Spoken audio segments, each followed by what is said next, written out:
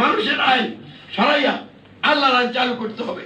এভাবেই সব সমস্যা সমাধান হবে, এছাড়া আর কোনো সমাধানের পথ নাই। তাই আসুন আমরা সমাধান চাইলে এই সমাধানের পথে ঐক্যবদ্ধ হই, দলাদলি বন্ধ করি, আমরা ঐক্যবদ্ধ হয়ে সমাধানের পথে এগিয়ে চলি।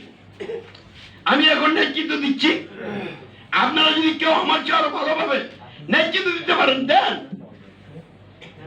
কিন্তু এখন পর্যন্ত এরকম কেউ আমার সামনে আমি দেখতেছি না।